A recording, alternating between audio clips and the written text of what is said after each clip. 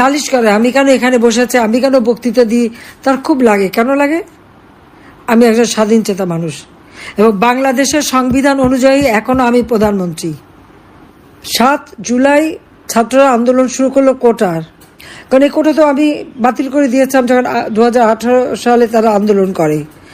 High court একটা রায় দিয়েছে, সঙ্গে সঙ্গে সরকারের পক্ষ থেকে, আমাদের পক্ষ থেকে আমরা হাইকোর্টে সেটা আপিল করে স্থগিত করে দিই।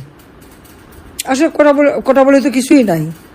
তারপর 7 জুলাই থেকে যখন আন্দোলন শুরু করে, আমি তখন সবাইকে বলেছিলাম, পুলিশ আইজিপি কমিশনার বা আমাদের সবাইকে বলছিলাম, দেখ ছেলেপেলেরা আন্দোলন করছে, আমরা তো আন্দোলন সংগ্রাম করে রোদে পুড়ে বৃষ্টিতে ভেজে দিনের পর দিন সংগ্রাম করেই এই দেশ স্বাধীন করেছে। এরা তো সেসব কিছু করতে হয়নি। কারণ 2009 আমি সরকার গঠন করার পর থেকে এই 15 বছর ধরে মানুষ শান্তিতে ছিল।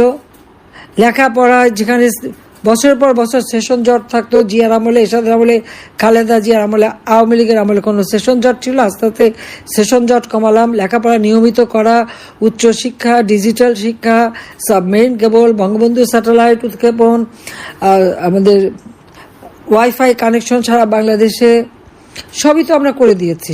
প্রত্যেকটা ঘরে ঘরে আলু জ্বেলে দিয়েছি, শিক্ষার একটা চমৎকার পরিবেশ করে দিয়েছি।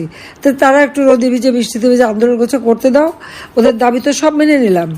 সেই আন্দোলন তারা শুরু করলো, আমরা সব দাবি মানলাম। তখন আসলে 1 দফা দাবি, ইউনূস ট্যাক্স ফাঁকি দেয়। 1100 কোটি টাকার উপর তার কাছে ট্যাক্স পাওনা, 666 কোটি টাকার মামলা হলো। সেই মামলা রায় হওয়ার কথা ছিল 6 আগস্ট। প্রত্যেকটা তার যে এই যে 48টা কোম্পানি, সবই কিন্তু একটাও লাভজনক না। লাভজনক না, তার কারণটা হচ্ছে সে কোনো ট্যাক্স দেবে না, কাজে সে ট্যাক্স ফাঁকি দেবে। আর শ্রমিকদের যে প্রত্যেক কোম্পানি